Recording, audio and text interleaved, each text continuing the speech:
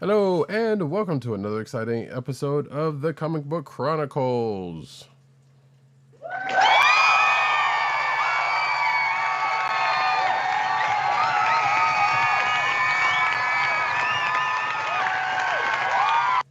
Merry New Year! I am your host, Roddykat, and you can find me at Roddykat on Twitter. You can find me at News Nerds Need on Twitter, and you can find me at EBCaps on Instagram. South Carolina with Columbia down the way. And the sound effect you heard comes from none other than Agent_70 on Twitter and Instagram. What's up, everybody? Hello, Brooklyn!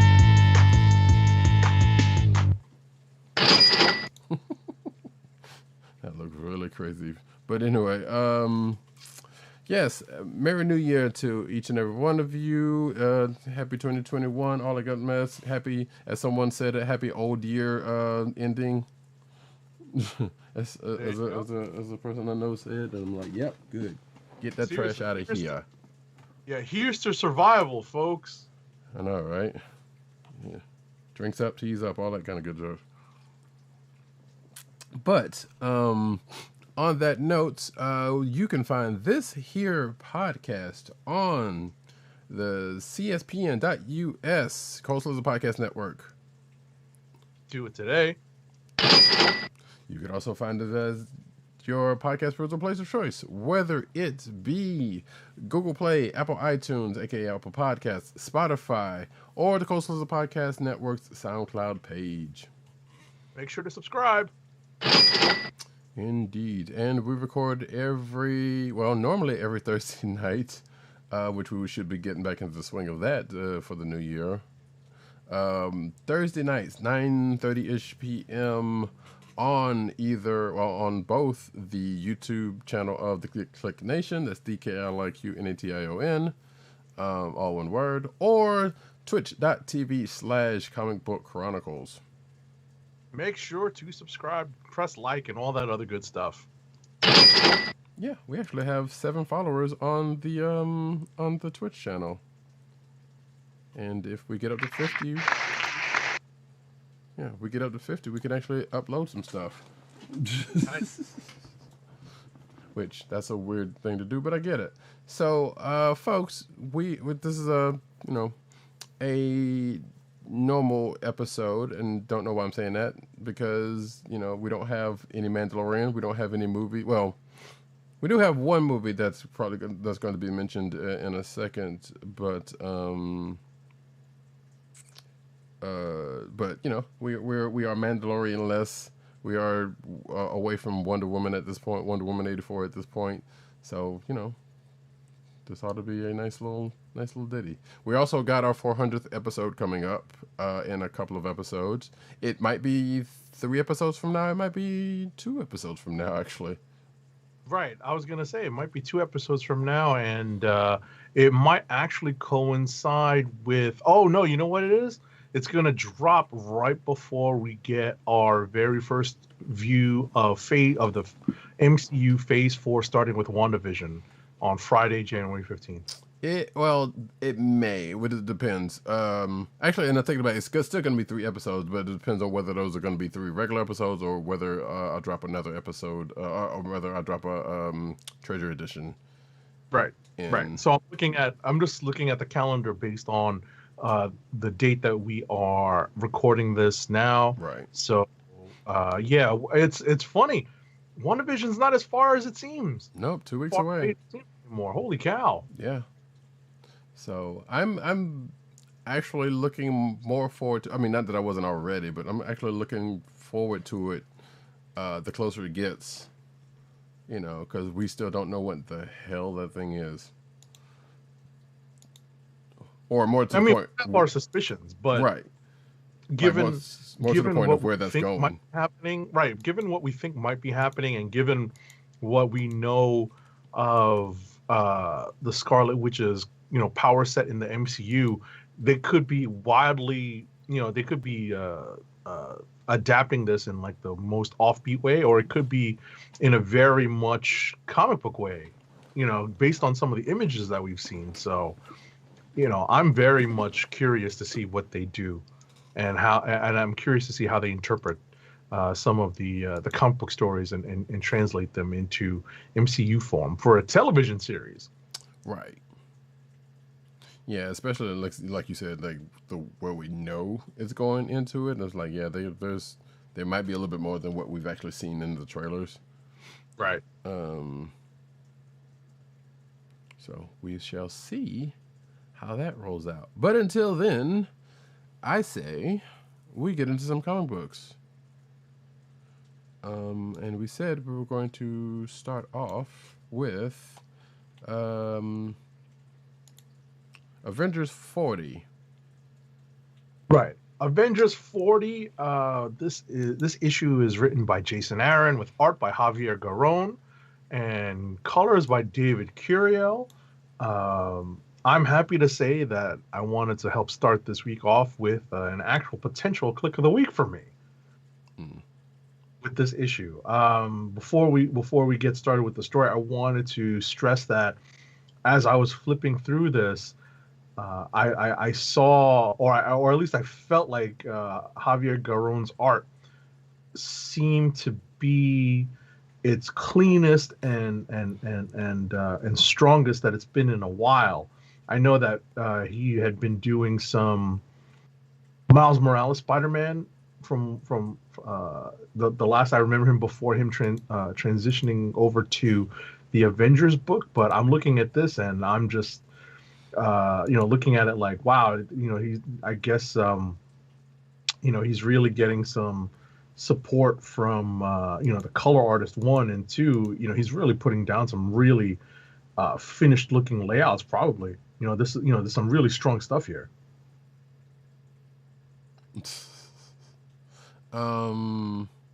Yeah, and actually, now that you say that, I want to say it was him that was on Twitter, on a side note, because I believe he was saying like, wasn't he on Spider Woman?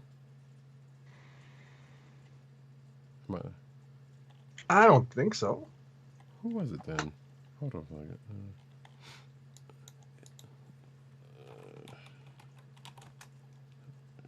I don't think so. I'm not sure who you're referring to. Javier Garrón. No. But in terms of the art, I don't remember him being on Spider-Woman. My memory could be faulty. No, you might be right. I don't know. It was. I'm trying to remember.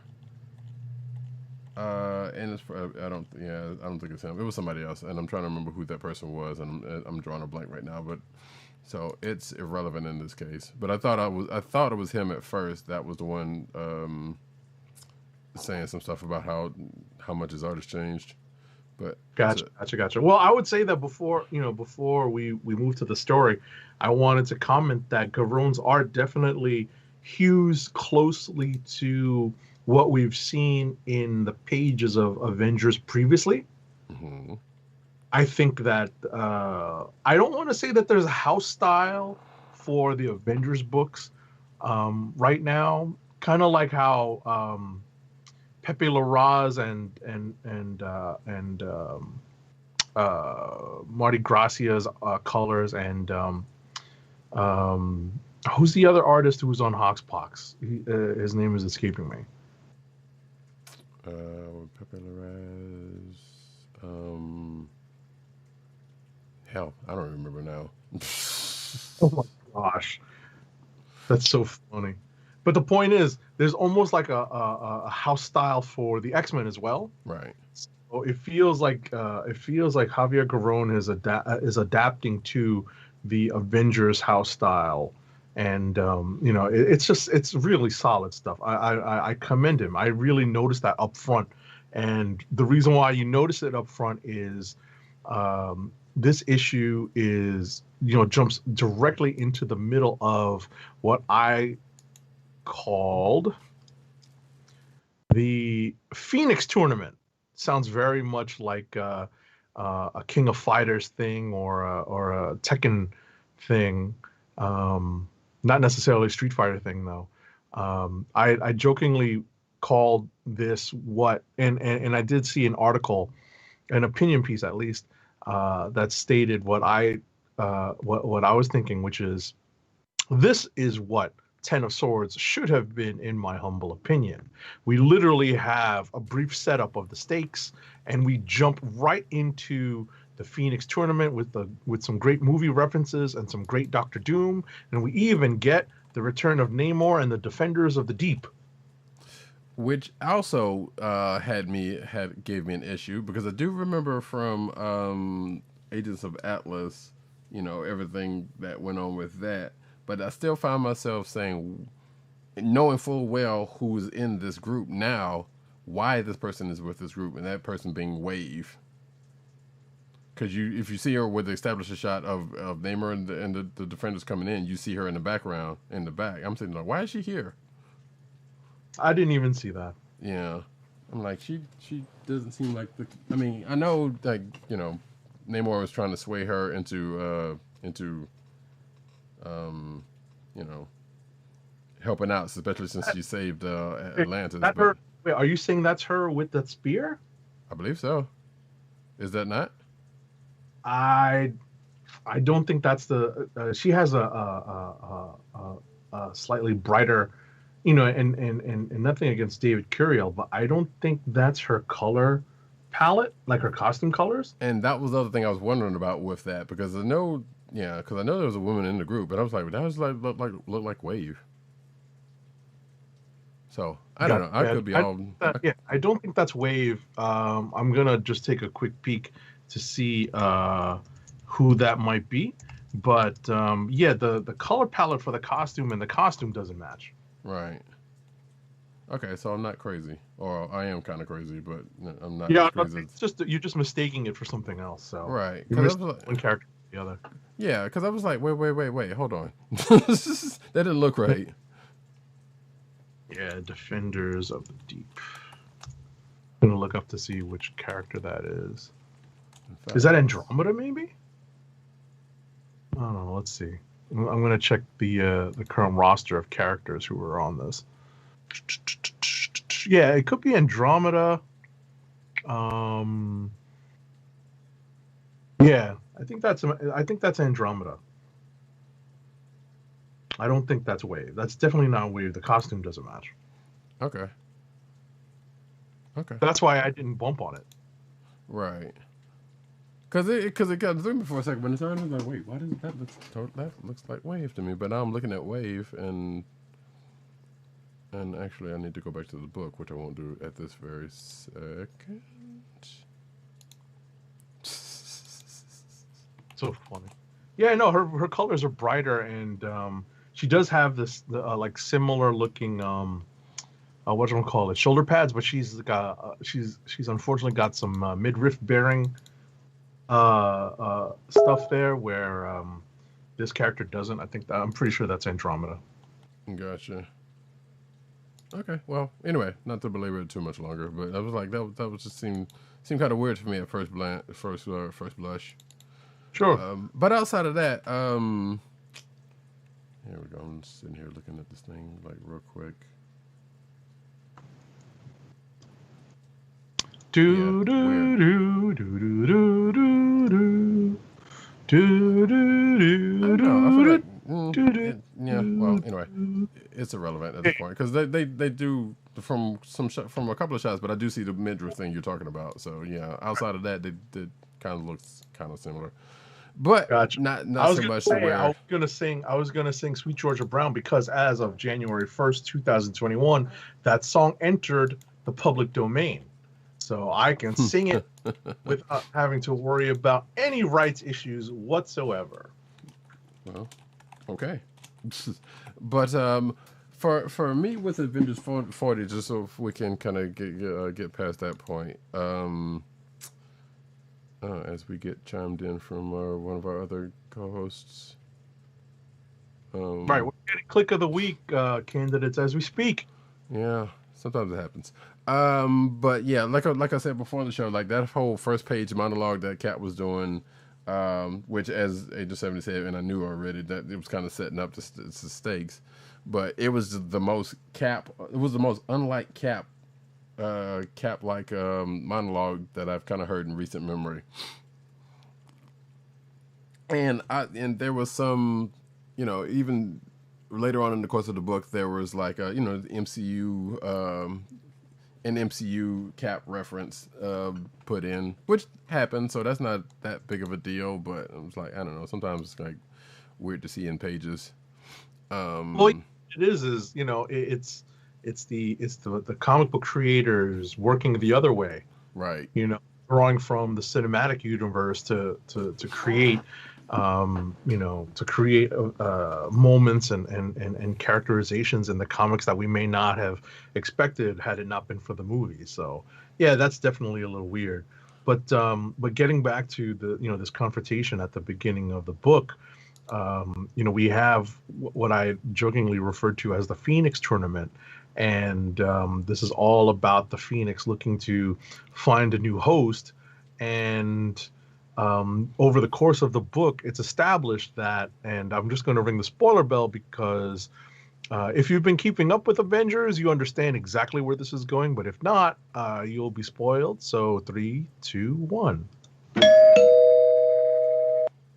The Phoenix is looking for a new host, and that is the whole point of this Phoenix Tournament.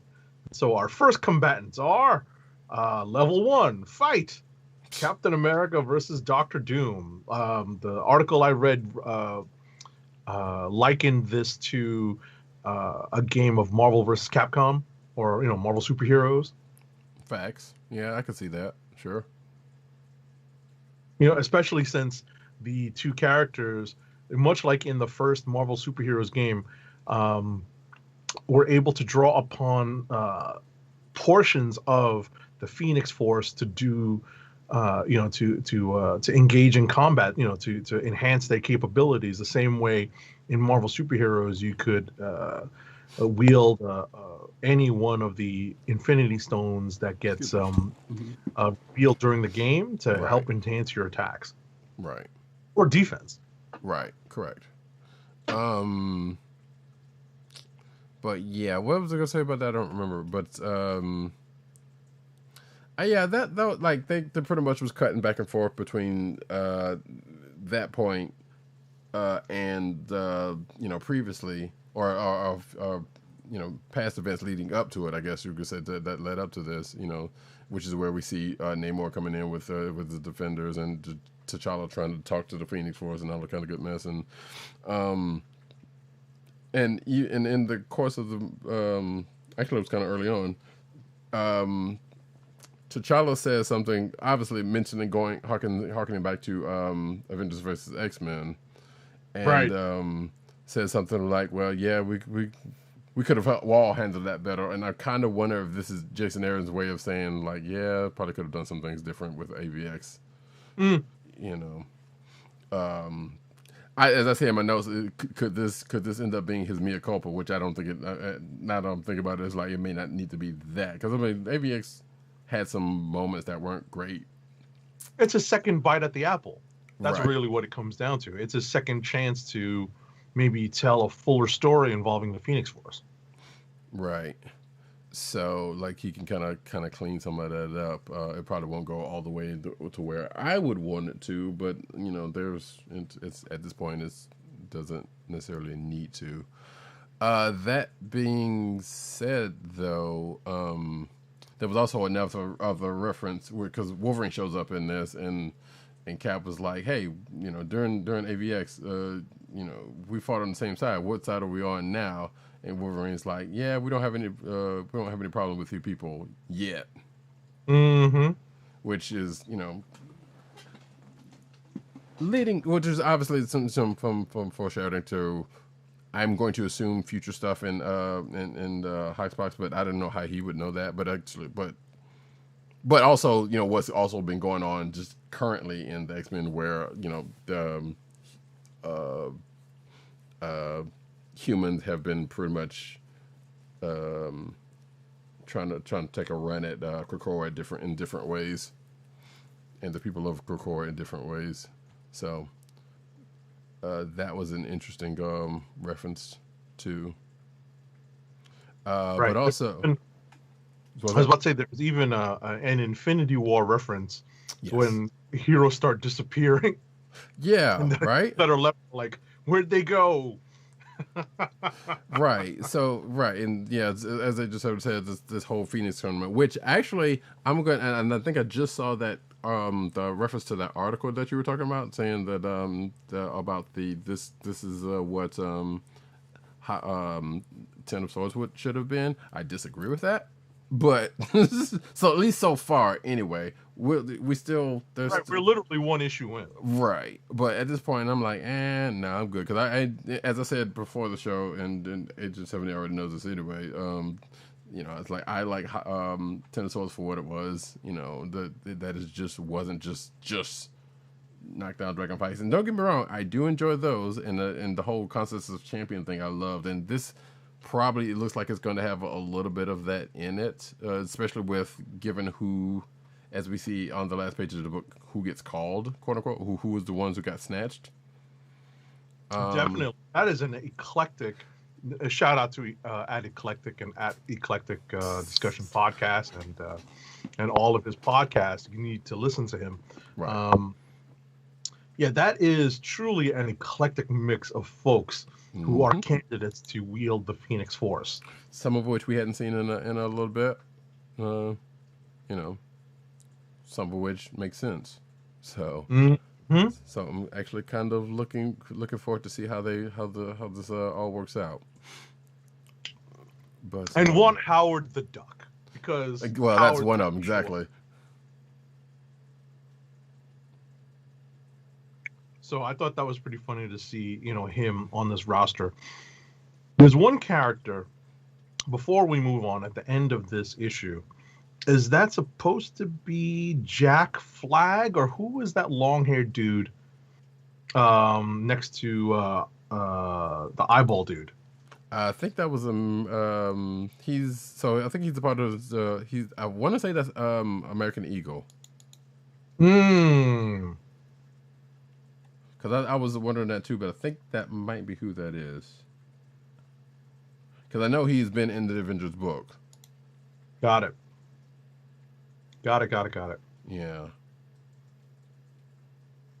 So, and then there's a couple other people that was in here. It's like, why is this person here? And a person that we haven't seen that would... Actually, a couple of people that we've seen recently, and a couple that is going to end up causing problems for the Avengers, I think, going forward, that's in here. So that's ought to be very interesting. More than a couple. Yeah, more than a couple. Well, yeah.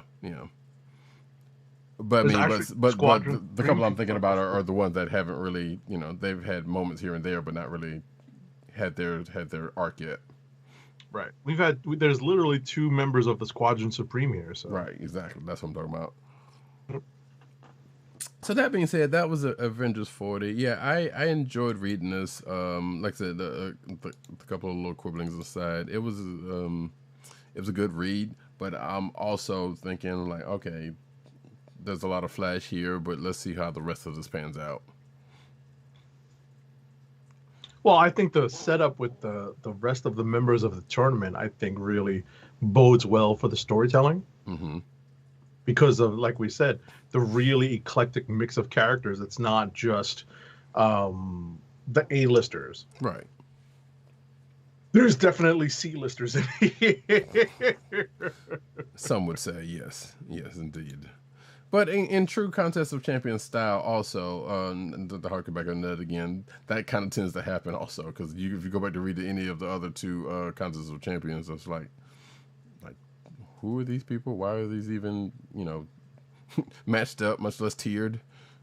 Right. So, but hopefully it'll be fun. That being said, let us move on unless you got something else on it. Nope. What's next? Can go right back around to the one we were going to start with, which is because it's kind of a light week, folks. Because of the holiday. So, not saying there's not good books even in that moment, but there's it's light still in terms of it's a little light in terms of the releases, the number of releases out this past week. So exactly.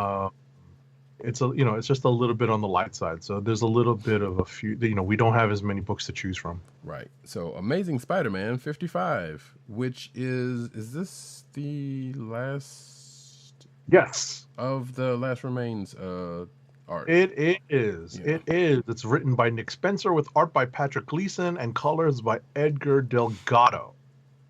Mm-hmm.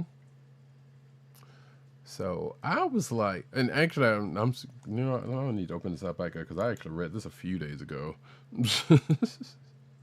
Because we are so a little behind the scenes. We are recording this on a Saturday as opposed to Thursday because of what I said earlier. But okay, well, great.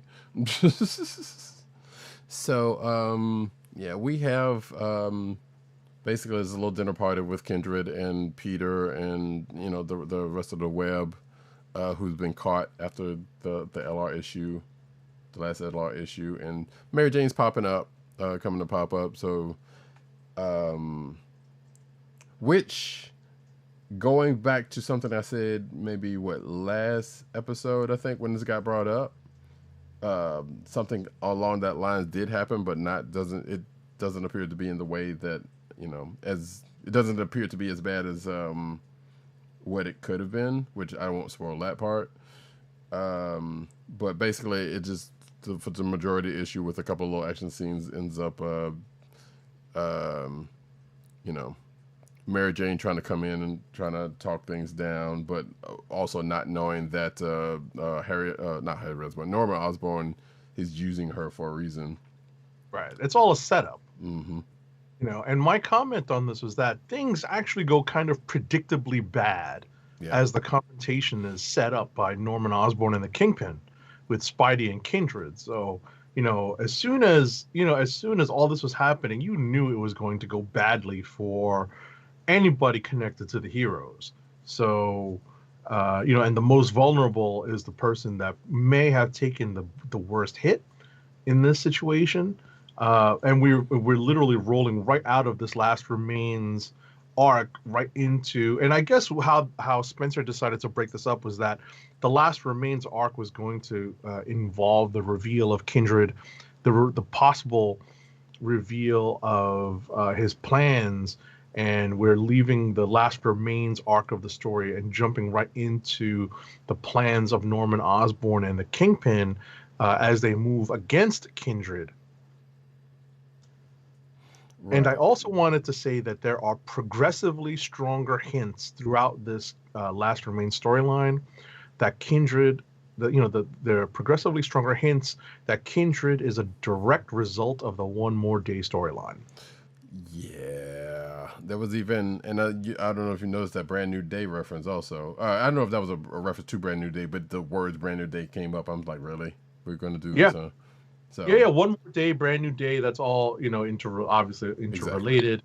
Exactly. Literally, Mary Jane comes out and says he doesn't remember. That's a direct callback to that. Where MJ does apparently. So I've decided to try to blot all that out of my memory. So I needed a little bit of coaxing and cueing from Spencer's story to get all those memories jogged. Right. But as I said, we're getting progressively stronger hints that that's where this particular change in character for Harry Osborn came from. Mm-hmm. And I would dare say that what we are led to believe that happening is an effect of some pretty good, effective acting and stage work. Let's just say. I'm having the strong feeling of that, and not what we thought, as you were saying, someone taking the brunt of a hit. Mm-hmm. Because especially with the way they were talking near the end of this issue, which is also kind of weird because something happens.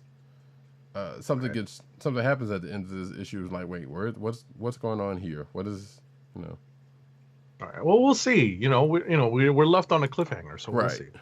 Which is cool, but conjecture on either side, on either of our sides, is simply that, because that's literally the cliffhanger, because the last page fades to black. It's like the end of The Sopranos. So I was actually going to mention that too. So I'm glad we were there on that one. But like, really, we're gonna do that here, but. Right. But it was definitely a resonant ending. I had to look, honestly, hold that thought. I actually That's all I had to looked say. at my physical copy just to make sure that black page was there too. No, yeah, I had just looked at it myself, so I knew it was there. But it was the page leading up to that. It was like wait, what is causing this? Like, and I was sitting here like, well, I was trying to think of what could possibly have caused this because we have not had any indication of anything, going into this that would indicate something that would do this later. But also, there's a lot about this we just still don't know about. So, right. So I definitely found myself like, what? Mm-hmm. But yeah, so that's Amazing Spider-Man 55. We're at the end of the Last Remains, and we're going into. Do we actually know what the next arc is going to? The name of the next arc is? I don't know. Yeah, because I know it's been pretty good about saying, but apparently no, we did not. I think we do because I know from solicits we have seen it, but I don't remember what it is right now, and it's not saying it in the book. That's where we have to look. We'd have to look into the solicitations for the January books. Right. So it's irrelevant. We'll find out next issue, which will probably be like next week or so. That being said, though, we can move on to another book, and I don't think what's next thing that starts with A, so I think we can kind of get away from that. You got anything you wanna? Yeah. One book I think we both read that definitely took a little bit of a swerve is Shang-Chi #4. Yes. So this book is again written by Jean Luen Yang with art by D.K. Ruan. The flashback sequences are by Philip Tan and colors by Sebastian Cheng. Shang-Chi communes with his dead uncle and actually finds out not everything is as he was told it was with regards to both his father and his uncle. Also, a greater connection between the world of Doctor Strange and the world of Shang-Chi is established here in the story. Yeah. This is true. Yeah. And part of me, which I had to look this up, so I think, as far as I could tell, there is no connection here. Because there's someone that shows up during a flashback sequence with the last name of Harkness, which, upon a little research, does not seem to be related to Agatha. Unless Eliza? Huh? Why wouldn't it be? What do you mean? Why wouldn't it be? Is there another character that's established that there's a Harkness that's not related to Agatha Harkness? There's a few that haven't been around in a while, and none of them are dudes. I was about to say they might be establishing another character. Yeah, I was going to get to that also, but yeah, that could be something that's new enough to where they have that hasn't been updated yet to as a link. But like I said, that's why I said, initial research into the character didn't kind of come up with anything. Yeah, gotcha. I mean, what we do get though is, and here's the strong hint: someone who's not a fan of people who come to bargain shows up. Yeah. Also, and we also get a reference to, like I said earlier, a part of the Doctor Strange corner of the Marvel Universe that gets strongly referenced here in the Shang-Chi world. So it's interesting to see the two parts of the Marvel Universe come together in that way that weren't necessarily connected before, because we all know that they are redoing the origin of Shang-Chi and the origin of his father and where it's all coming from in terms of the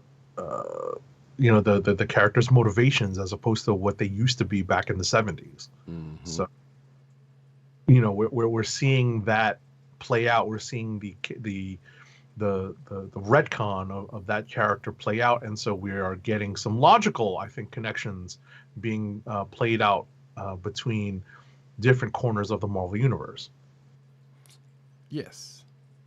which kind of like another book that'll probably be mentioned in Rapid Fire. But yeah, so at the end of this, like Agent 7 said, like yeah, there's some family things that get some truth that gets told about it, but also a little bit of some seeds of distrust get sown. Oh yeah. Sown into this by proxy.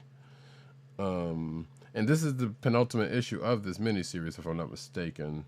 Correct. So, we only got one more issue left after this, and part of me kind of hopes that hey, this is one of those ones that's like, no, we're gonna actually keep going, But I think if I'm not, well, no, that's a one shot, so that's not the case. So, but if not, this has been a pretty strong book, right?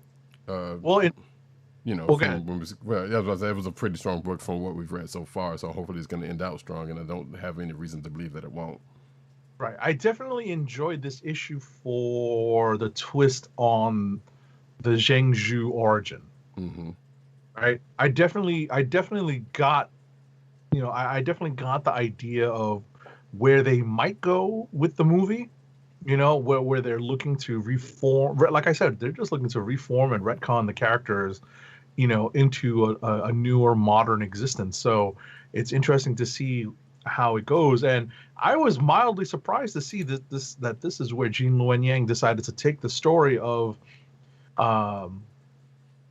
Shang-Chi's ancestors. Right. In this, in this particular issue, we only have one issue left to see how this particular story wraps. My gut says that this mini is going to lead into another mini, probably leading up to the movie. Right. Like I said, that's what I think. We haven't seen like February solicits yet, I don't think, or if they're coming out. This might, they might be leading up to something in March. Well, you never know. That's what we have seen them, because February solicits is what we were just getting Marches, so we would have seen February before now. Right. They pushed the movie into the summer, right? Or is it now in the fall? I don't remember, but yeah, they did definitely push it though. Right. Especially because of filming issues and whatnot. Exactly. Well, I mean, considering that they put Black Widow into the May slot now. Right. Right. So since they put Black Widow into the May slot, then what they're going to end up doing is putting Shang-Chi into the late summer slot, and that gives them more time to get a book together to help lead into that. So my hope is that they will wrap this mini and possibly put out another one. Right. Or like I said, or like I would really hope it's like, no, we're gonna keep it going. But which we again, like you said, we haven't really seen any evidence of that. So right. And I know, like I was saying, the only other thing I know we're getting is like another one shot. Correct. So yeah, we'll see. I'm hoping, at the very least, I'm hoping you're right about that. That we do get that there is another, a mini series outside of that one shot that's gonna pop through before the movie, or another ongoing, which would be great. Right. Let's hope. So, that being the case, I don't know. I guess that's. We could do X-Men. Oh yeah, I forgot about that. So yeah, we'll do X-Men number 16, and then we'll hit rapid fire. To which, sure. Well, I'll let you do the creative team because I'm going to there was a note I wanted to make about the art. But I was about to say, we need to get into a good habit of at least shouting out the creative teams for the books we talk about. It would also help us when we do our year-end notes. X-Men number 16 is written by Jonathan Hickman, and the art, including the colors, is by the great Phil Noto. Mm-hmm. To which I'm going to know. I've always loved Noto's art, even when he's done like the Star Wars books, and I've noticed a change from, speaking of that, to this. And I'm not saying the art is bad or anything, but and some of that still kind of sort of applies here, but I feel like he has refined his art to where he doesn't have to put in as much. I dare say put in as much work as he was doing with some of his older like watercolory interiors or even covers for that matter. But he's kind of refined it to where that it still works out and it's still good stuff, you know.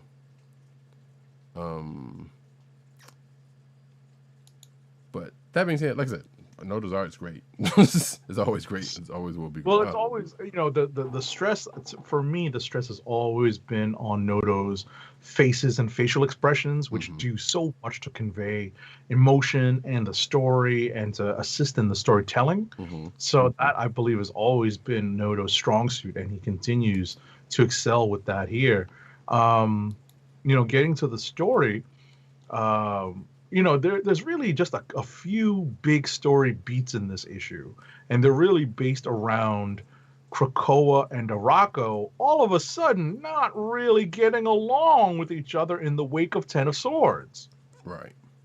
Even though they are in really close proximity to each other now, but the entities of Krakoa, the literal entities of Krakoa and Arakko, they haven't come to blows, but they are definitely not getting along. Well, it weirdly makes sense, and it also because I think this is like the last big tie, I want to say, to Ten of Swords, right? Because it was pretty much the last stuff that had not been taken care of. Because like all the pretty much everybody's back from resurrections, Oh yeah, this is the direct aftermath, really. Right. Direct aftermath of the two islands coming close but no cigar together. Right. And in that, because I totally forgot about the one part of the rest of Arakko, was in exchange in the bartering at the end of the event, and that pops up here, like literally pops up here in between the two places. Because that's where the Eternal Gate was. But yeah, as I say in my notes, Krakoa and Arakko being two islands and being two separate entities, don't copulate because they try to get together and they just don't. And as it is explained in this book, it's been so long since they've been apart, like they are pretty much two very different people, quote unquote. Right. Because of time and things that have happened between them. So right. they are both nature and, I was about to say, it's a difference of both nature and nurture. Right. Because of where Arakko had to come of age. Right. So, and I guess that was going to lend itself for the people of both places, as we will see in this. Oh, this we have actually already seen in this, because there was that whole conversation with between Magneto, Professor X, and Iska, which was actually kind of funny also to me, because Professor's like, "Oh, here's a plant. We brought a housewarming plant, a plant of a gateway," and it was like, and Iska's, you can almost hear Iska was like, "Oh, that's so sweet, but you're a sweet summer child, do you?" Yeah. I mean, I understood, like logically it made so much sense, because if they're going to be just a hazardous swim away from each other, why not have a Krakoan gateway to help facilitate travel back and forth? Right. But yeah, I definitely got Iska's point of view on that as well. Right. Who basically says, like, look, we came up way different from y'all than y'all are in this place. So, but we also find out that they have their own version of the Quiet Council also during the pages of this issue.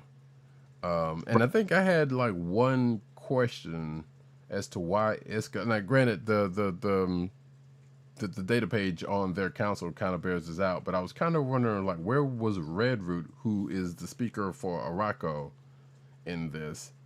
Because we see Doug, and a Groot-looking version of Krakoa, and going off to meet the parallel version of Arakko, but Doug seems to be the only one there. Now, obviously, given his powers, he could pretty much talk to both of them, so that's not that big of an issue.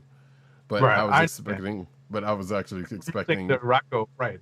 We're right. missing the Arakko translator type. Right.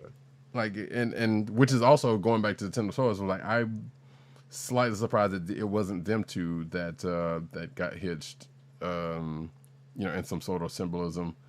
No, because that would make too much sense. They're all about trying to subvert what makes sense. Yeah, I know. But hey, whatever. He's got a bay, so it is all good. Which actually, and in this issue, we come to find out that he informs the Quiet Council of this, and they respond like you kind of expect their members would. But lastly, in that, before Professor X was like, you know what? Yeah, this is all nice. Well, Doug's like, yeah. And I think Doug was probably going to say something slightly different than Professor X was going to say before he interrupted him. It was like, yeah, we got other things we got to deal with, more important things. So there was that, and that's when it goes into the whole the Isker thing, if I'm not mistaken, later on. But the last part of this that we find out about is that, and we've been kind of getting shades of this in the last few issues, or at least the last few issues, and probably even going further than that if you probably think about it. But the professor wants Jean back on the council and Scott on the council. And they both were like, nah, because we want to reestablish the X-Men, essentially. So they were asked, well, how you want to do that? And at the end of this issue, we get, I guess, a little bit of democracy that's going to happen on that front, which I kind of made me laugh, because I kind of feel like we didn't see Professor X's reaction to this. Yeah, but I'm sitting here like I could see him with like a smirk on his face, like, really? Is this you want to let the people do this? Right, seriously. I mean, having the next lineup of the X-Men be determined by a vote of the Krakoan citizenry is going to prove interesting. It's going to be, it may possibly serve as an allegory for current day politics, and that brings a great big sigh to me. But also, I would note that you should, if you haven't already, look closely at what looks like the like election poster and kind of like a sample ballot in a sense, because one, it has Cyclops doing, I guess, the Krakoan salute, which is like a variation of the Wakandan salute. It's it's a different angle to, I guess, show an X as opposed to a W. Sure. If you look at it, I noticed it, but yeah. And what you notice is, that the announcement of the elections for the roster of the X-Men, calling themselves For the People, and the notice of the people who are eligible to be voted onto the X-Men can come from any of the groups that are on Krakoa, except for the Quiet Council. Which makes sense. Well, yeah, mostly makes sense anyway. So that would let out people like, well, Xavier wouldn't be part of it, but like Magneto, Mystique, people like that. Yeah. So, which also worth noting, by the way, Arako's version of the Quiet Councils are made up of all, according to the data pages, are made up of all Omega mutants.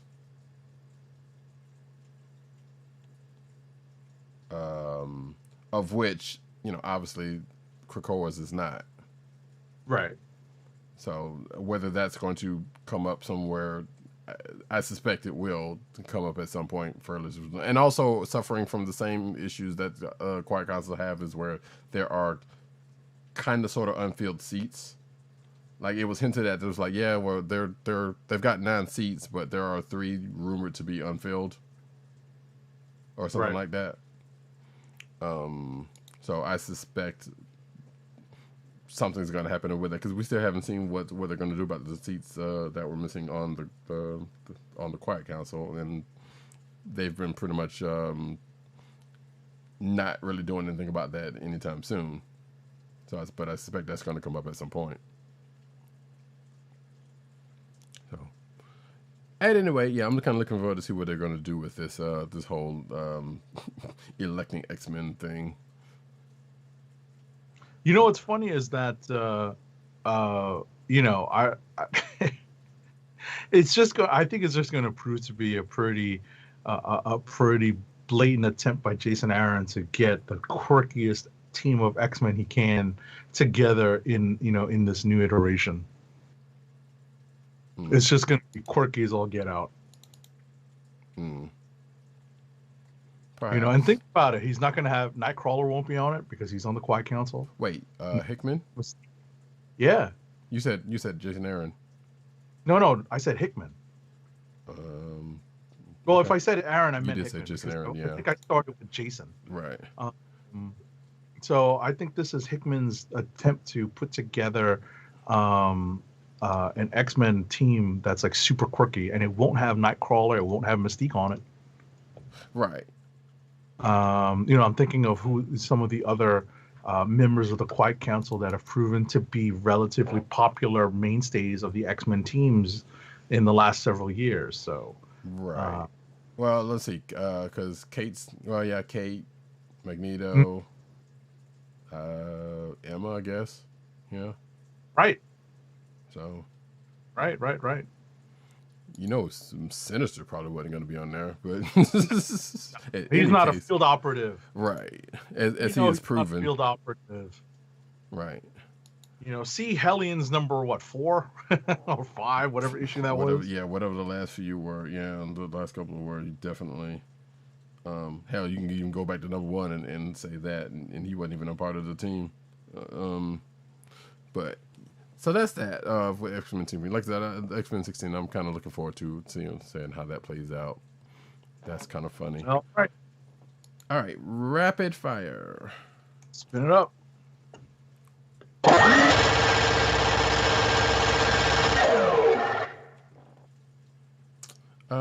I shall go. All right. Werewolf by Night. Number 3, which this is going to be really good by me trying to type and talk at the same time. So Red Wolf is narrating as he tries to calm Jake down in his werewolf farm. There's some version of a song because, you know, music plays a part of this whole thing. He's also having thoughts about his namesake. And things that he's realized, thinks that he's realized his purpose that, coming through time. Because as folks may or may not know, this Red Wolf is a time displaced, has been time displaced because he came out of like the 1847, whatever it is. But Marvel's not really done that much with him. Like they teamed him up with Hawkeye for a minute and they got him doing this here and now, but they really hadn't had any real reasoning for bringing him into the future or into the present time. And that's always been a thing with me, that every time he's shown up, it's like, why are you doing this? And I don't understand it. But this could possibly be why, or at least that's what he's thinking at this point. Red Wolf also tells Jake of the possible legacy of the first Werewolf by Night, not the one that we all know. Or possibly not. I mean, I'm not really sure about that, but it would seem. But especially since Red Wolf is from a different time, where there was one, I believe that's where he said he was knew about one, or it might even be talking about Jack Russell, but I kind of seriously doubt it. That he kind of recounts this story of a legacy that he wasn't sure if it was true until he met Jake. At this point, Jake responds to a Back to the Future reference, or at least as far as what some articles more than likely is going to say. But at the end of this, you know, the bad guys that were looking for him in the first place lure him into a trap, and we will see how that goes next issue. And I believe this is also a 5-issue mini-series, of which this is 3 of. So we still got a couple more issues to go. We don't know where it's going to end up. But there. Power Pack number 21. So wait. Somehow Alex and Julie were aged up in space somehow. There's some weird explanation as to that, even though they're the same age. You know, they pretty much did the same thing with them as they did with Magic.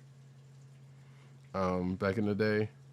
In a roundabout way, but this one was weirdly not a Well, parent. it's like what they did with Franklin and Valeria. Well, there's that too. But well, I feel like that one was a little bit more. I can't say it was a little more organic, but it's comics, so there's no such Because they thing. were in space. They're all in space. Right. It's just that the Fantastic Four came back first. Right. But we've seen that more than we've seen them. Like, who's caring about Power Pack outside of Matt Wayne? Shout out to Matt Wayne 97, by the way. Oh yeah, but it happened in the in the side story of the Future Foundation. Oh, I know, so. I know. But it's still like that was kind of one of those things that was like, yeah, you saw it, but it was even, and I was reading the book, so like it wasn't, it was there, but it wasn't that as apparent as you would think it would be. Regardless, though, we get introduced to Agent Aether, who is probably a kid in a grown-up body. Comes to find out that that's not true. Close, but not really. Julie saves them from being taken away because this is also a outlaw tie-in, by the way, which, how that's going is real patchwork. See, superheroes have cards now. The pack clearly doesn't know how old Spidey is, because there's this talk of having, because of the Kamala Law stuff, and they need a mentor because they're all under 21. They go off looking for a mentor. And one of the mentors, which is actually kind of funny. This is why this is probably a potential click of the week for me, which is a weird thing to say because it's Power Pack. Throg gets mentioned as a mentor. So they go to Asgard to try to look, to basically first try to look to get Thor, but obviously Thor's kind of busy with running the place. And then it was like, oh yeah, no, here's a sign talking about that had something to do with Throg. That was kind of amusing. During the course of their, going through the motions of finding people to mentor in them, including going to the worst person ever to do so, Tony Stark. But apparently, you would think on first blush that I was about to say Agent 70, Agent Aether works for Big Electricity, but come to find out that it's a ruse. And of course, an old FF villain is behind it that we come to find out who it is. That actually, you might say, has some ties to the Future Foundation, let's say.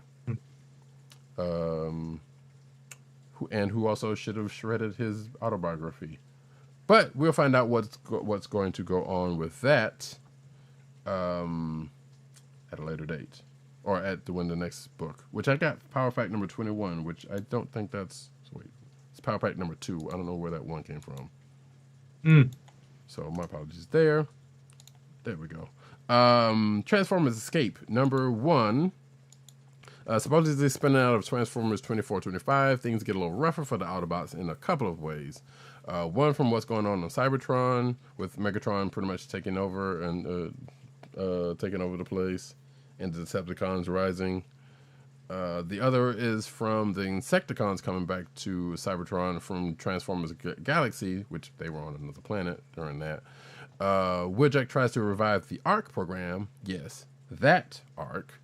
A long thought gone bot, whom I don't think we've previously know of, or at least some of us may not previously know of, is poised to return at the end of this issue. This, weirdly enough, kind of felt like this could have been Transformers 26 or something like that, because there was kind of more of the Cybertron stuff as opposed to the story that is set up to be in that Wheeljack starting up the ARC program, which we know is the program that ends up bringing the Transformers to Earth at some later date. But speaking of Transformers 26, Optimus makes his first speech, still looking for him for answers. Megatron starts to entrench the Decepticons in place. Pyra Magnus sends a long-distance voicemail to someone who ends up showing up. I'm not even sure who Pyra Magnus is, but apparently someone who's had some issues with authority. Soundwave, at least the media. Cyclonus has something against Sixshot for some reason. Starscream offers his services to Megatron, and Soundwave is not having it, which... If you didn't love Soundwave anymore, I mean, if you already love Soundwave, this kind of adds to that in a way that we never really saw depicted in G1 animated form, honestly. Because in this version of Soundwave is a senator, but he's also still on Megatron's. He's on Megatron's side. So, and then apparently there's a little beef between him and Starscream. There's also talk of the Enigma of Combination, of which, if you've seen recent Transformers animated fare, or specifically the Machinima stuff, you kind of know part of that. And I guess we are seeing the final fate of Termagix's stunt double, who causes a little trouble. And we also see a little Galvatron coming out, while the real Termagix relocates somewhere else. So whether we're going to see that character again, I don't know. And that is it for me. All right. So for myself in rapid fire, first I have King in Black, Iron Man, Doctor Doom #1. It's written by Christopher Cantwell with art by Salvador LaRocca and colors by Guru EFX. This is a surprising potential click of the week for me. This was a fun one-shot that sets the King in Black story firmly in the holiday season, where the symbiotes infect jolly old Saint Nick, leaving Victor and Tony to deal with that. It's actually a pretty amusing book. So while Roddykat is shaking his head at the concept, which is pretty much what I did too, I kind of enjoyed the execution of the story. But also it's giving me flashbacks of Iron Man 3, and I'm not having it.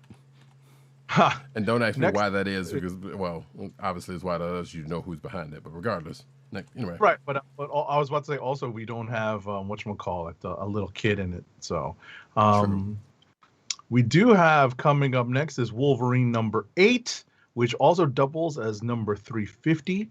It's written by Benjamin Percy with art by Adam Kubert and Victor Bogdanovich on a framing sequence, a prologue sequence.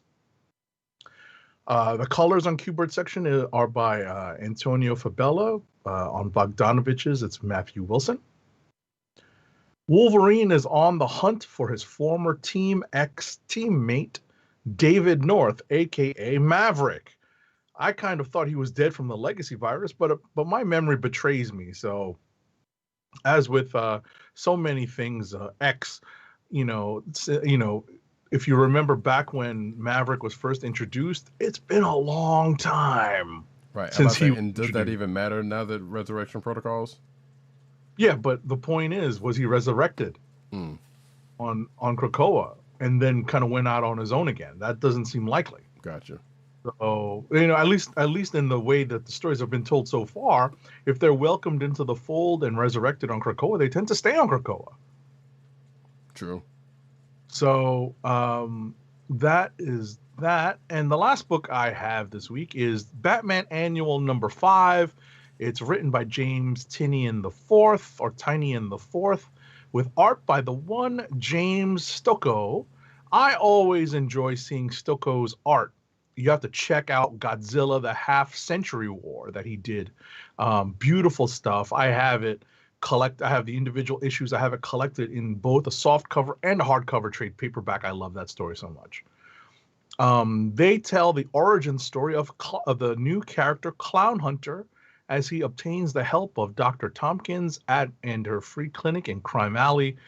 I really enjoyed just seeing Stokoe really get to let loose in an entire issue. I may end up having to pick up this issue in hard copy just because I enjoyed looking at it, just flipping between pages so much. So that's it for me. So here come our clicks of the week. I was going to ask you who did that Godzilla book you're talking about. It looks like it's IDW from back in 2013. Yes, it's IDW. Yeah. Cool. Clicks of the week. I highly recommend Godzilla, the Half-Century War. Gotcha. So clicks of the week. I'll actually that in a second. But clicks of the week, we got one from Tim, which was X-Men number 16. So it's a good pick. Right. Do you have yours? Yeah, I think I'm going to go with Avengers number 40 because I enjoyed that. Like I said, it's what I felt like Ten of Swords really should have been. A surprise second place pick, which really gave me pause, was King in Black Iron Man Doctor Doom number 1. It was actually really fun. And actually, that which brings me to the question I was going to ask you is that do they give some sort of time frame for that outside of Christmas? Meaning, because you know what's in the recent happenings of Doctor Doom, and also I guess this week's Avengers. Like, I was about to say it's really more the time frame that they set is really more in the wake of King in Black number 2. Sure. It's coming directly on the heels of King in Black number 2, which dropped last week. So it almost serves as the next chapter. I don't have the reading list in front of me for King in Black, but this Iron Man Doctor Doom special, it's a one-shot. Right. It literally comes on the heels of King in Black number 2. So that's the proper way to set, when this is happening in the grand scheme of the Marvel Universe. Also, bear in mind that the Avenger storyline that we're talking about today and starting this week basically pulls all these characters other than the Avengers who are actively fighting, or at least actively dealing with the Phoenix nesting near the mountain, near Avengers Mountain. Literally plucks all these characters out from wherever they are in the time, wherever they are at that time, from wherever they are. Sure, but I was thinking in relation to the Doctor Doom book, but yeah, I guess it probably doesn't matter one way or the other. Right. It really is on the heels. Like literally you see the connection between the ending of King in Black 2 and this issue. Right.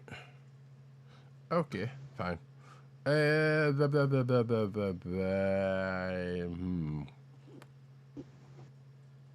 I did like X-Men 16. That's definitely was a potential for me.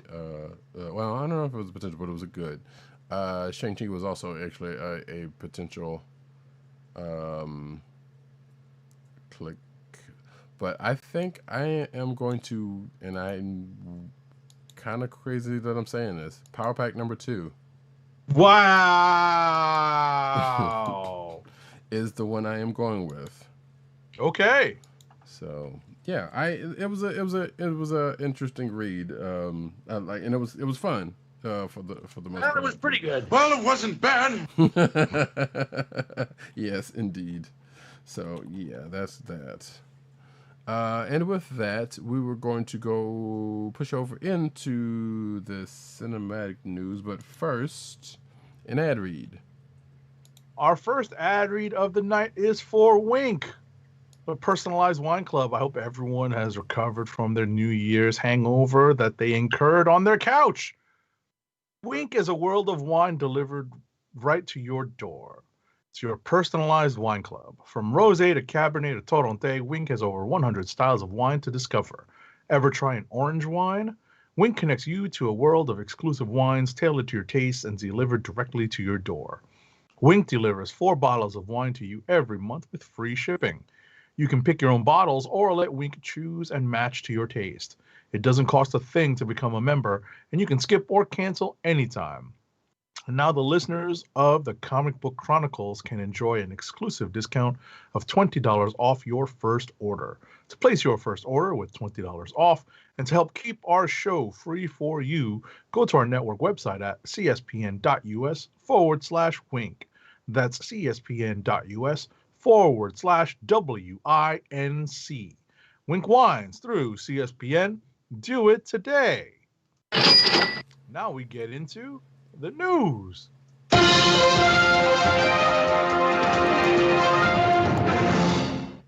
And we start off as we do every week with the cinematic news. Wonder Woman 1984 hides a Black Adam Easter egg, which I totally forgot to bring up when we talked about Wonder Woman 84 last week. And I also totally forgot about putting the timestamps in for that conversation of last week, which I still forgot to continue to do. But at least the video versions will have that, taken care of. But regardless, hey, enjoy it either way. So basically, the link is they mentioned Bialia. Right. And if you know anything about the Black Adam and in that, there you go. Next up. Right. It's a small mention.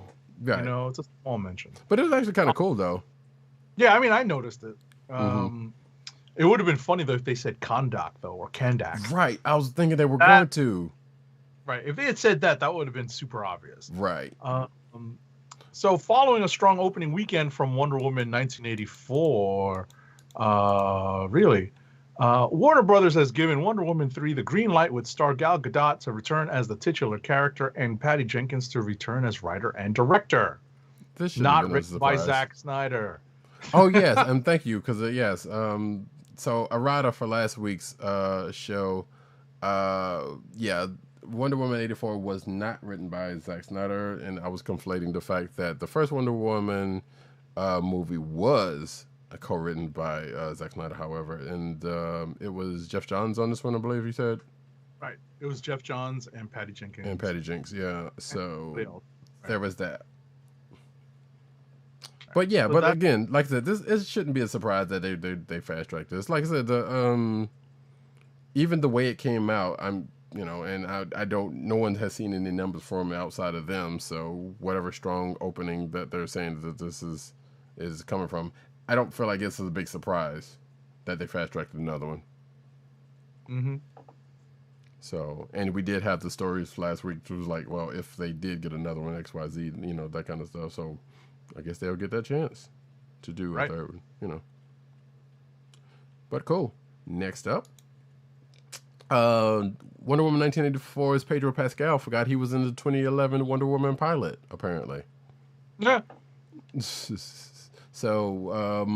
Pedro Pascal has admitted he briefly forgot that he was cast in NBC's failed 2011 Wonder Woman TV pilot, the one that was going to be done by David E. Kelly, which... I'm still going to say that's a weird pick to do a thing like that. David E. Kelly from Ally McBeal and other places.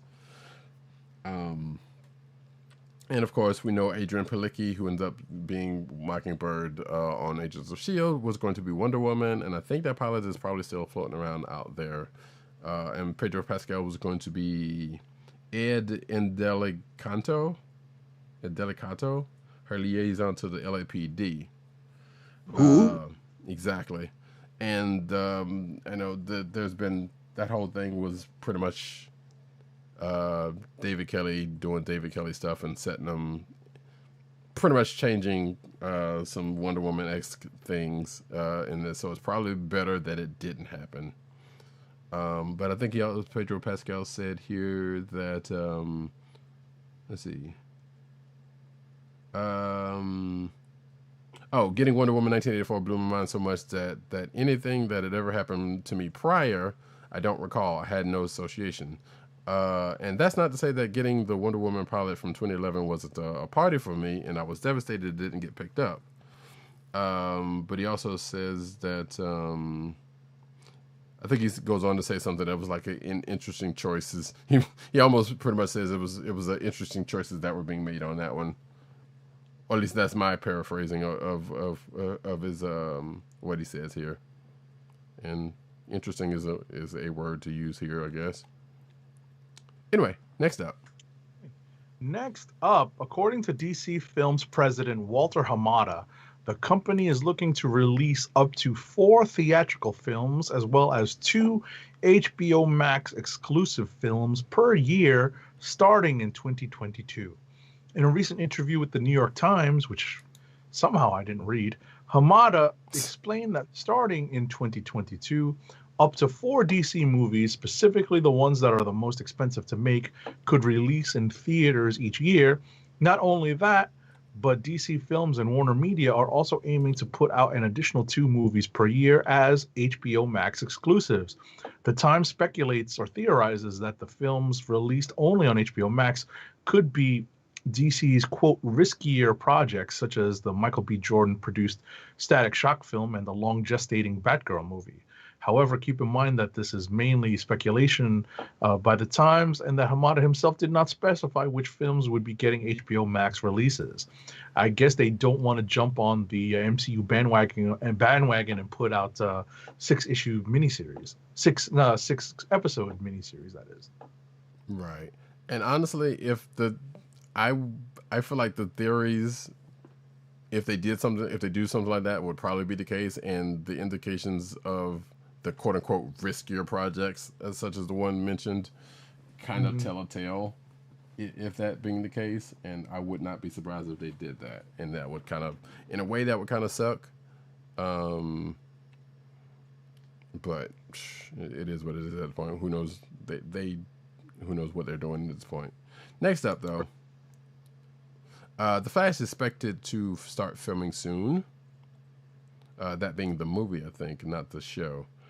So after going through numerous delays and changes in director, the DC Extended Universe's The Flash solo movie is expected to begin filming soon.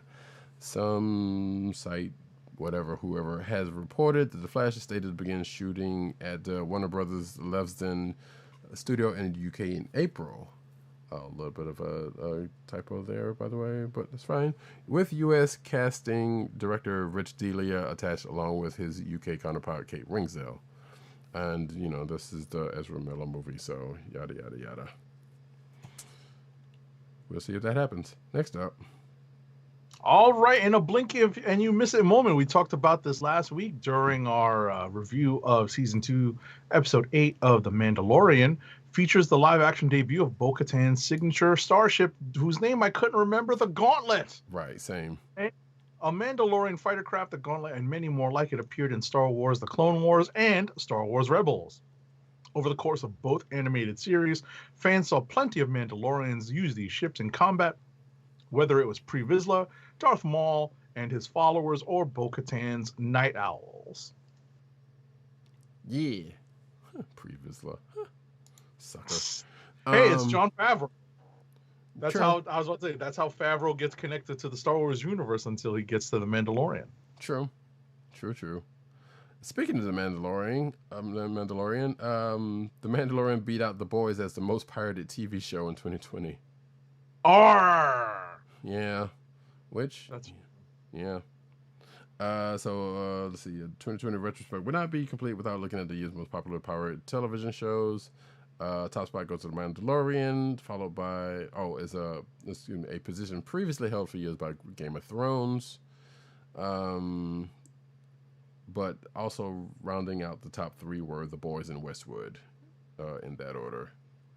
And apparently Star Trek Picard, which actually did come out last year, and I can say last year at this point because it's a new year, and The Outsider, which I don't know of, took number 5 and 8 slots respectively. So cool. Next up, this, in kind of we all know, but it's still too bad news. The Spectacular Spider-Man developer says season 3 cannot happen. He said Greg Weisman, the developer of the show, says there is no possibility the well-remembered series, I agree with that wholeheartedly, returns for a 3rd season.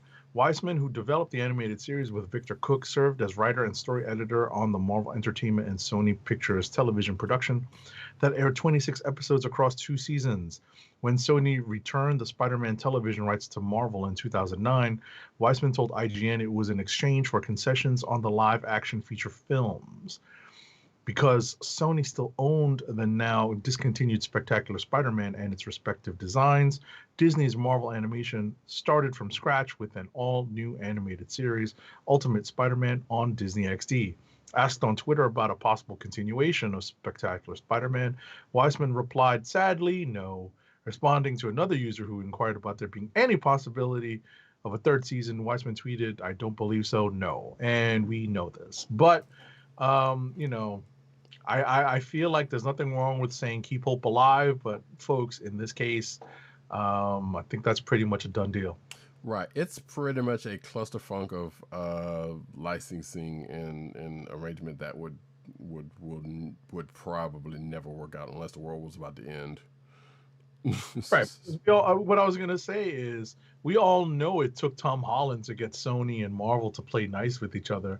You know, at least for the movie's sake. Mm-hmm. I don't think that they pulled this particular aspect of the property into those negotiations also. So, Sony wants to make its dough. They don't want to help Marvel make any more dough. Any more than they can, than it has that to.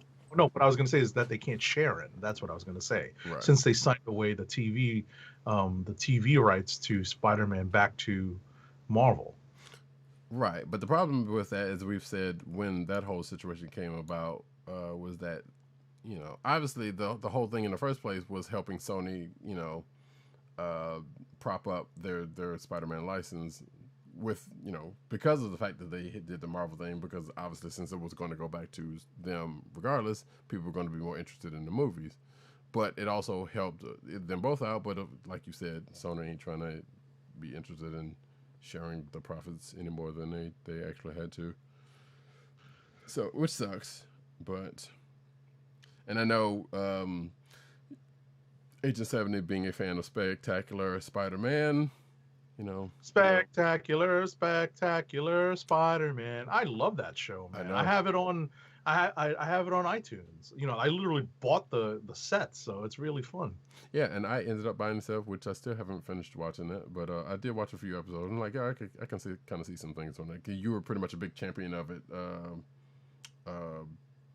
at the outset of it, at the very least, if not. Definitely.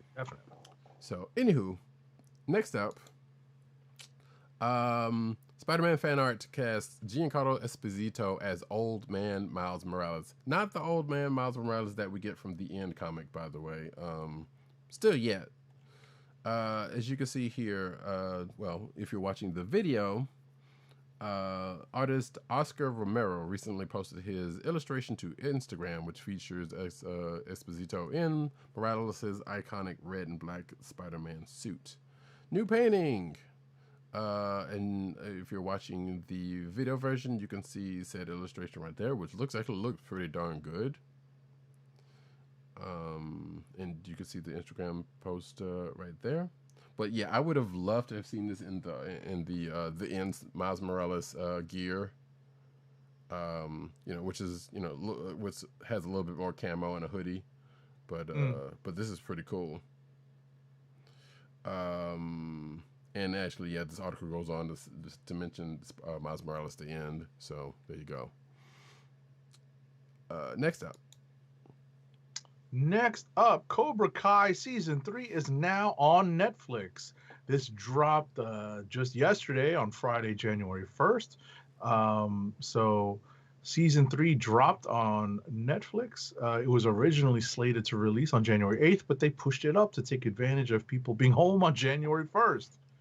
So, I know tons of people have been posting about watching Cobra Kai, so they were successful in that. Right. Yeah, I am weirdly less interested in this than I had been in first hearing about this in season 1, but I might actually end up checking it out. Did you watch season 1 or 2? No. Oh, okay. I haven't either, so I have yet to partake in Cobra Kai. I've heard good things, but it's just not something I felt like jumping in on. Right. But yeah, it's all out there on Netflix now, so I might peep it probably. Speaking of Netflix properties, Netflix drops final launch trailer for Transformers War for Cybertron, Earthrise, which has been out since which the show proper has been out since December 30th, because that's when it dropped. Sorry about that. That's okay. I mistouched something on my tablet. No problem. But you can pretty much go out there and see the final trailer, but also you can go ahead and actually watch the show, which is like 6 episodes if I'm not mistaken. I binged it already. It's good. Did you? Yes. I had intended to, I honestly. watched this instead of Cobra Kai. I was like, nah. I mean, I'm that was a given. Yeah, I'm watching Transformers, yo. Which is actually kind of funny because I watched the first War for Cybertron. I think it was Siege was the first one of this particular trilogy, because there's been another trilogy for the war in past that Machinima did, which I wish that was still out there somewhere. Regardless, I saw the first one, that, and for some strange reason Netflix is acting like I have not watched it, or I have not finished watching it. I'm like, you're a lie. But regardless, it doesn't matter. So I plan on watching this with gusto relatively soon. And I don't know why I haven't before now. But I'm also hearing good things, just like you were. So, especially with all the time travel, potential time travel elements that looks like the trailer was giving off. So, anyway, next up. Oi! Spoiler alert. Fast and Furious Spy Racers introduces its own Legion of Doom. The first 2 seasons of the Fast and Furious, and there's already been 2 seasons of the Fast and Furious animated series. Spy Racers introduced several memorable villains. They're memorable villains to take on Tony Toretto and his high-speed crew as they save the world on missions spanning the globe. And as Spy Racers' 3rd season kicks off, several of these villains resurface to form a team of their own and not only seek revenge against Toretto, but unveil a devastating plan that could shift the global balance of power in their favor. Okay. I still kind of wonder if some parts of this, and I doubt very seriously that it will feed back into the movies proper. Like, obviously, this is a kid version, that was, for whatever, and I very seriously doubt it. But even though Vin Diesel's character did show up in the first episode and probably has since, I don't know. But that would be very funny if it did. Anyway, I think we're going to transition over into the comic book news. I love that sound. Eternals merch highlights Gemma Chan's and Richard Madden's costumes. Excuse me. So apparently, new merchandise for the Marvel Cinematic Universe's Eternals film provides a good look at Richard Madden's and Gemma Chan's superhero costumes. Images of the shirts were shared on Twitter, which showcase Madden and Chan's characters in their cosmic suits. Madden is playing Icarus, a strategist who can fly and project cosmic energy beam. Well, you know what? If you know, you know. Chan is playing Cersei. Wait, really? Yes. Okay. For some strange reason, I thought that was going to be someone else, and don't ask me who. But so yeah, okay. Jim Chan's playing Cersei. Cool, I'm with it. But if you're watching the video version of this here program, you can see the merch in question, the shirts and the logos and whatnot. That shows off what. Next up, Marvel fans will love this 500-piece puzzle featuring many of the superstars of the Marvel Universe. The puzzle measures 14 inches by 19 inches when completed. Roddykat should have it up on the screen now. It's available on Entertainment Earth. Yep, $13.99. Maybe you'll be able to find it cheaper. Who knows? But yeah, if you're a puzzle fan, hey, there you go. It's out there. Next up, PlayStation Spider-Man. Miles Morales stands tall with amazing 1/3 scale statue. So this is coming from Premium Collectibles Studio. The 1/3 scale Miles Morales Spider-Man statue, posted by Torax, stands at 29.5 inches tall atop a snowy rooftop base, which features a stone-like architecture, snowy effects, and bas relief Spider-Man symbols on each side. If you're watching the video, you know what it is. There it is, the picture right there. There's your boy, Miles. Looks good. Did it say the price? Ooh, wow. The Premium Collectibles Studios Miles Morales Spider-Man statue will be priced at $1,100 for either the standard or exclusive versions, and will be available, well, is already available for pre-order from Sideshow Collectibles from the 23rd, which is, it looks like it's over because looks like it was a 3-hour window. Yeah, that's a lot. Next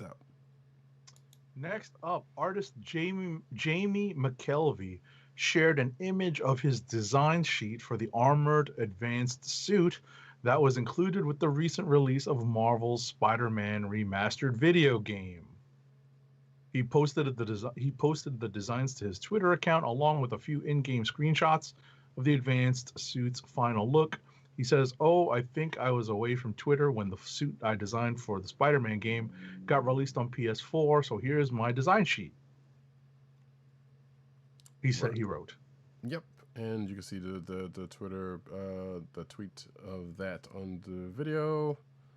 Yeah, and obviously since there's a remaster of that Spider-Man game, that suit's also in there, so there you go. Next up, though,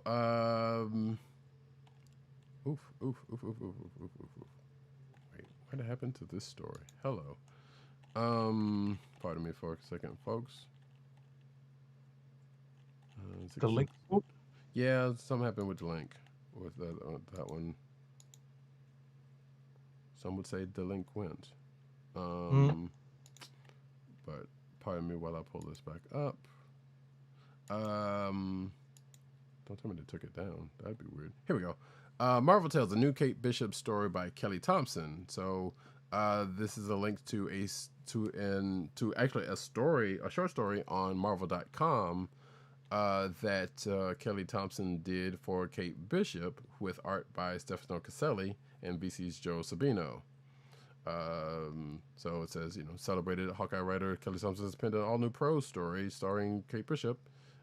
Given and it's called "The More Things Change, the More Things They Stay the Same," and you can read it on this article in the show notes because it's pretty fun. Yeah. I was going to say it's pretty fun. You also can get a live reading by Kelly Thompson and someone else playing the male characters in the piece on this past week's 1 second, because I listened to it already. It was pretty good.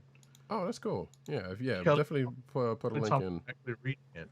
It was this past week's This Week in Marvel. Gotcha. So if you pull up This Week in Marvel podcast, shout out to Ryan Panagos and God, why is her name just I'm completely blanking on her name. I know, because I see her face. Oh my gosh, why am I completely blanking on her name? It's Ryan Panagos, and I follow her on Twitter and Instagram. Mm-hmm. Why am I not remembering this? This is so bad. It's so bad. But yeah, the point is you can tune in to listen to Kelly Thompson read that out loud. So it's pretty... Wait, is it Jamie Frevele? No. No, that's not it. I know who you're talking about because the... Redhead! Yes, I know. But I can't remember... Killing me. Oh my God, my brain is killing me. This is what happens when I don't take a nap on a Saturday, right? Lorraine Sink. Yes, Lorraine Sink. Thank you. Yes. All respect to Lorraine Sink. Sorry about that. Yes, indeed. Yes, because like I said, I saw her face. I knew exactly who you were talking about, and I knew that wasn't the name, but it was like that was the name that came up on the podcast thing. Right. But yeah, that's a good show. I've checked it out every now and then. Anyway, next up. That's you. Oh, is that me? Wait, no, I just did that one. No, you have Star Wars. I just did the Cape. Okay. Oh wait. Did I do Marvel? No, I just did the Cape. You skipped. Oh, you skipped one. Wait, what did I miss? Oh, you skipped Spidey costume. No, because you moved on to do the Kate Bishop one. Oh, I did do that. You're right. Oh, I missed that one. Okay, that was. That's all right. I was about to say, did you find the link for that? For the Spidey costume. Yes, I do. Oh no, well, see, that was one of the because it was both of those were coming off of Marvel.com and both of those links got messed up. But that one, yeah, I got it now. Okay, so I'll do this one, and Yeah. then you'll take the Star Wars story next. Okay.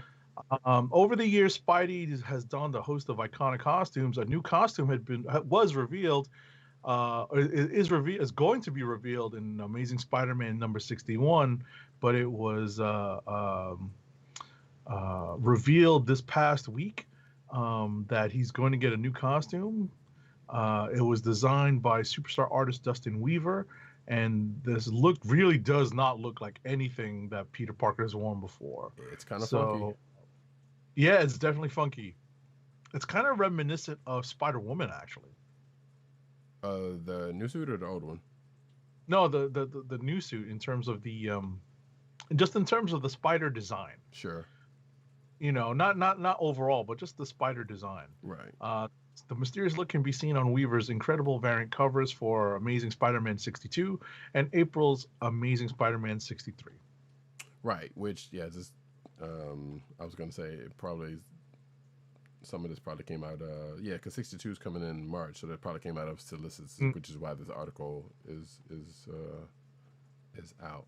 But yeah, I don't know. I kind of like it. I'm kind of curious as to why he's going to have the suit, which we don't know yet, but we do, as we spoke about in 55, we know that's going to be coming up, fastly. So, right. But we'll see. Next up, though, where does the High Republic start? Well, it starts in actually, what's today's date? It's the 2nd. It starts in 3 days. Because this article pretty much gives a timeline of when we start to get the new books and such that are based in Star Wars: The High Republic. So on January 5th, The Light of the Jedi, which is from Charles Soule, which I believe is a prose novel from Charles Soule, is going to come out on the 5th. And then actually a couple of things come out on the 5th, but basically that's when stuff starts. Yeah, so there's going to be a couple of books and whatnot. I'm not sure if any of this is comic book. Okay, that one is. But so yeah, there's a couple things coming out on the 5th. There's something coming out on the 6th, and there's some stuff coming out in February. So yeah, if you're itching to get into, and I know there's some Star Wars fans out there that I know of that are waiting to see what's up with the High Republic, especially with all the media that's been out about it already. You will shortly get your chance. Next up. All right. Spoiler alert. The powers of the Kryptonian heroes make Superman and his family among the most powerful figures within the entire DC universe, but one of their most recently returned figures turns out to have a real time cap on his powers. So this is within the pages of Young Justice. This is Roddykat making me open the story. Wait, no, it's from Action Comics 1028. Okay. So yeah, so this is spoilers for Action Comics 1028 by Bendis and Romita Jr. It seems that Connor Kent's powers will eventually burn out as part of the story. It may not kill him, but it's going to leave one of the main figures from Young Justice without any of his impressive abilities. Okay, right. Bendis. Yeah, and first of all, his impressive. I feel like this is the article writer saying that was like his impressive abilities. That's not necessarily impressive when he's just a clone of Superman at that point. But sure. Clearly, this person likes the Superboy. Anyway, movies, TV, and games announcements driving back issue comic book sales. So when back issues suddenly get hot, said heat can be generated from within the comic market. The recent Marvel Spotlight number 9, King and Black Spike being an example, or without pretty much any movie, TV, or other media announcement, and the scramble for the first appearances and so on. So what's happening more these days? And is either one better than the other? And this article pretty much goes on to chop that whole thing up about whether or not, or how much movies and TV and games are fueling back issue market. Right. I mean, this is not a surprise. This is not this is not a new thing. Very much not. I can definitely tell you from my own personal experience, part of me does feed into this particular machine because I do subscribe to the Key Collector app, which is kind of one of the main engines driving the speculator market right now, the Key Collector website, because what they have done is essentially created one place where you can monitor kind of an aggregate of pricings, prices for hot books that have completed eBay auctions, both mostly in raw books actually, but they also take into account slabbed books, graded and slab books as well. But most of them are for raw books. So ultimately, part of what they offer on their website and app is through the subscription service is an idea of what may become a hot item as the publishing schedule proceeds. So if, for example, there's a book that's out next week, you'll be able to see in the app, if you subscribe, what you should be targeting, as a potential speculator type purchase, which is good and bad. Let's be real. We've lived through, at least some of us, some of the folks of a certain vintage have lived through at least one speculator boom in comics based upon,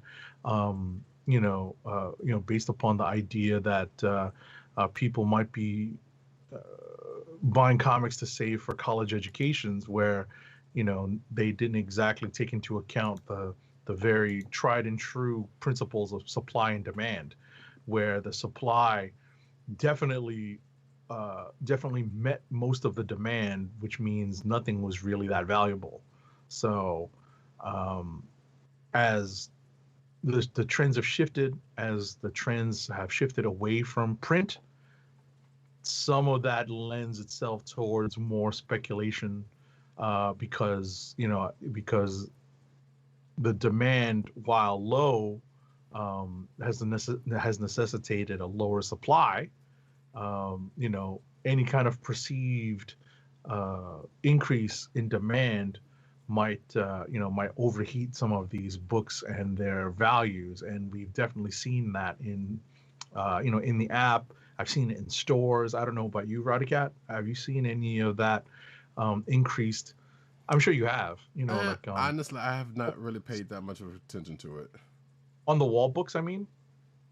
When I say wall books, I'm talking about those books that are on display at the checkout counter of most comic book stores, that are behind the counter for for security and safety purposes, as well as to advertise what hot books the store might have in stock to sell. So that's where you would see it. That's where I tend to see it in some of the stores I frequent here in the city. So I do see it. I do see it affecting some of the decisions people make when it comes to picking up books. So, it's there. And obviously with the announcements of the future slate of the MCU, I'm sure that's going to drive up some books as well.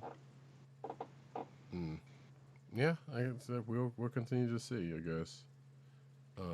Which honestly, I mean, the only thing I really don't have anything to say about that outside is that's kind of the thing that's been the hope, especially with publishers, that it goes back the other way, that people are watching, people are watching the movies and the shows, and then, going to the stores and getting the books. And as we have said probably before, sometimes they've done good about linking the two, but they haven't been consistent with it. Like, even if it's this little thing like, hey, if you like this movie, check out the books, check out the comic books, which, like I said, you don't see that much of. Right. Well, what's difficult is that obviously all of the values that people attribute to comic books generally go to first appearances. Right. And so unless they're going to be creating a brand new character in the movies and you're looking for their first appearance in the comics, think of a Harley Quinn. Right. Unless you get that, you're generally going to see these characters, and that's really what's, and I'll leave you with this one thought that frustrates me as a collector, that it definitely has a large amount of comics. I don't have like the biggest collection, but I definitely have a large collection. And what's frustrating is that it's cool, but it's frustrating because you look at like kind of like a one-off book and you're like, well, this is cool, and then you find out it's a $30 book for some reason. Like, why is this one book $30 of all things? Just like this random issue of I think it was Psylocke, the Swords of Braddock book. I literally was sorting through something today, and I was like, I think I have this book. I don't know why it's not showing up in my collection. I realized that there's like this entire section in my X-Men collection of one-shots and miniseries that like didn't make it into my last collection compilation, my collection scan. So I just had to rectify that. But my point is, it's kind of frustrating because you get it's a relation to buyer's remorse, it's seller's remorse. It's like, man, I shouldn't have gotten rid of that book. Why did I get rid of that book? Mm-hmm. So Right. you want to downsize, you want to pare down your collection, but at the same time you're like, well, what do I get rid of? Even the most logical things, you're like, well, at least you can go through looking for like first appearances and not get rid of those. But then you never know. Sometimes it's just like a cover appearance, and then you'll see the value of a comic skyrocket for what would seem like a silly reason, but it's the worst part about collecting. Well, not the worst part, but one of the worst parts of collecting. And on a sad note, before we push on, as we said last week, Batman the animated series is now on HBO Max, as well as Batman Beyond. So yeah, go dig in on that, folks. Featuring the Harley Quinn, the first actual appearance of Harley Quinn, I should say. Right. So we are at the end of the news. Yes, I just wanted to talk about two things before we wrap the show this week. Oh, okay. The first is some sad news. This past week, we found out, although he had passed away, apparently had passed away on Halloween of this year, of last year, October 31st, 2020. The rapper Daniel Dumoulin. Mm-hmm. His stage name became MF Doom, or simply Doom. He actually had been known as Zeb Love X. Oh, what's that? Zeb Love X. I was about to say, I couldn't remember what the first word was. I remember Love X from KMD, but most people know him as MF Doom, and all of the various variations and iterations he came up with, like King Ghidorah, all nerd culture, all geek culture stuff Victor related. Vaughn, obviously. What's that? I was going to say Victor Vaughn as a direct tie to Exactly. Dr. Doom. I was going to get to that. Both MF being Metal Face and Doom being a play on Victor Von Doom, and Victor Vaughn being a play on Victor Von Doom. Mm-hmm. Sometimes Metal Fingers too, because it was a weird thing. I was like, well, wait, okay, but yeah, Metal Fingers has also come up as once or twice, but definitely Metal Face. Right. So that was some pretty sad news. Because he's obviously heavily influenced by the comic book cultures and sci-fi culture. So absolutely, that was some serious. That was a serious blow on New Year's Eve. So when the news was released. Yeah, he's pretty much your favorite rapper's favorite rapper. Definitely a favorite of mine for sure. And his not influence, but the way comics has influenced his production and rhyming and just for whole persona, is heavily entrenched in comic books, especially obviously given his name and giving the mask and everything surrounding his other personas as well. Right. I mean, I freely admit there weren't as many of his tracks that had made it into my playlist, but I definitely Because what's funny about his various personas, that's how he's published on places like Spotify. So it's not as easy to go through, like there's literally like a playlist for King Ghidorah, there's literally a playlist for Victor Vaughn, and there's separate track listings for MF Doom together as well. So but like I said, that's just minor, that's a minor quibble. At the end of the day, I'm gonna just go back and listen to some of the stuff I may not be familiar with, as well as the stuff that I'm very much familiar with. So I about to say, I suspect at this point there's probably, if there hasn't been already, there's going to be a compendium of there's going to be a playlist of all of the because I feel like I did one at one point in time, but I don't think I made it. I might not even have it, but I feel like that would be something I would have done if I hadn't already. I have to check Spotify. And I'm most familiar with Doomsday, Operation Doomsday, and Mad Villainy. Yeah. Those are the main ones that I was familiar with. But there's so many. There's apparently so many more that I need to take a look at and listen to.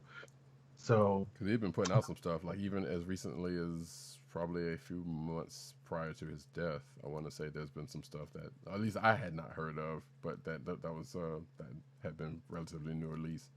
New released. All right, and I also wanted to mention that we also got the release of Soul, the latest Pixar Disney animated feature on Disney Plus over the holidays, and I finally got a chance to see it, and I've actually seen it multiple times to kind of take notes and absorb the message. There's a lot, there's a lot to it. It is definitely an adult oriented movie. It's kind of tough to see what parts of it will be appealing to kids, but I definitely recommend this movie highly. I'm waiting for Roddykat to watch it. If he doesn't, I may end up doing a solo Treasury edition just to talk about. I'll reach out to potential folks if Roddykat doesn't end up watching this, but I'll reach out to potential guests for that particular show. But I definitely enjoyed the Soul movie. I definitely see, I can see some of the problems people might have with it, for different reasons, but not for the problems that people will have with it are not emanating from the message messages that the movie's trying to get across. So that's that's my stupendously quickie review overview of the movie Soul from Disney and Pixar. Gotcha. Cool. That being the case, ad read. Oh wait, did we do it? Last ad read? No, we didn't do it yet. Gotcha. Last ad read of the night. You know what happens when it's late and I'm tired? We talk about keeping our podcast free by shopping at Amazon. Visit cspn.us, then click the Keep Our Podcast Free link at the top of the page. From there, scroll down and click on the Amazon link to shop. Purchase items from Amazon as you normally would, whether it's books, music, electronics, jewelry, apparel, or that Alpha Flight Marvel Legends set that's now on sale for $79.99 again. Oh, wow. For every purchase made on Amazon through our link, Amazon sends the CSPN a payment that helps us keep the Comic Book Chronicles podcast free for our listeners at no extra cost to you. Amazon.com through CSPN.us. Do it today. I feel like we've both been hovering that Alpha Flight set. That's the price that makes you want to pull the trigger the most. Right? You're getting like six figures for $79, for $80 basically. So it's tough, man. Right. Yeah, because we were seeing it for like 95, 96 bucks, but then it inflated a little bit over that. And we've been, like I said, both separately kind of checking that out. Right. The last time we had a serious discussion about it was when it was $79.99. Right. Apparently it made it through. What was disappointing, and before we sign off, is that it made it through Prime Day without this drop. Right, which I think we were both looking for, thinking that it would have seen a drop then. Exactly. So now we see it in the new year, and it's tough, man. Post Christmas. Ooh. Right. Well, stay tuned for whether either one of us pulls the trigger on that particular purchase. Exactly. And in that, folks, we have come to an end of another exciting episode of the Comic Book Chronicles. Hey, guess what, folks? It is episode 397, which means we are two after this, away from 400. 400. Yep. At this moment, we don't necessarily have any plans, but we'll see. I've been thinking about some stuff. I don't know if it's going to come together. So there's also probably going to be another treasure edition. Maybe not the one that may or may not be the one that Agent 70 was just talking about, but there may be another one that could potentially speed up the 400 date. I mean the 400 episode. But we will see. And since this is also a new year, we also have end of the year podcast that is definitely coming this time, I promise. As opposed to last year. Hey, last year was a kind of a cluster, but I can't really blame that on COVID. I didn't work. Yes, Agent 70 probably has done his homework on that one, where the rest of us did not, for whatever odd reasons. So we'll see how any of that plays out. When that happens, it'll probably be, I suspect that might be after 400, but we'll see if we can definitely get it together in this month. On that, folks, I have been Roddykat. You can find me at Roddykat on Twitter. You can find me on News Nerds Need on Twitter. You can find me at CBCaps on Instagram. Agent_70 on Twitter and Instagram. Folks might know that there used to be two other people that would be here with us, and one of them would be PCN_Dirt on Twitter, Pop Culture Net on Twitter, popculturenetwork.com, and all those umbrella sites therein. And he might still be doing the Vine replacement bite under Comic Reviews, No Vowels. They do join us behind the scenes, though. Well, with their click of the week, or sometimes. You know, or their complaints about what books are out, so that they don't even come up with the click of the week. So you know, right?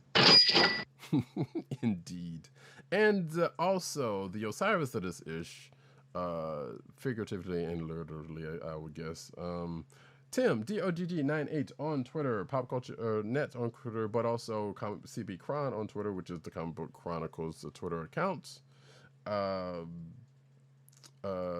TheClickNation.com, but also Comic Book Resources, which is partially why he's so busy, where he's over at Comic Book Resources writing his face off. You know, becoming a new dad and getting the job that you want kind of doesn't leave you much time to, inclination for much else. I respect that. So, but that hopefully we will get those gentlemen on for at the very least the 400 show or the end of the year stuff. But we'll see how that works out. And with that, you can find this here podcast on the Cold Slither Podcast Network. That's CSPN.us. Do it today. You can also find this here podcast at your podcast perusal place of choice, whether it be Google Play, Apple iTunes, Spotify, or the Cold Slither Podcast Network's SoundCloud page. You can find us here every Thursday night, 9:30-ish p.m., recording live on the Click Nation's YouTube channel. That's DKLIQNATION, once more, but also on the on twitch.tv/Comic Book Chronicles. Hit like and subscribe. There it is. And do that on the podcast places too if you feel so inclined. We don't mind. And 5-star reviews, people. Sure, yeah. Hit them up, Smash that like button. Gotta hate that, but it's still so funny.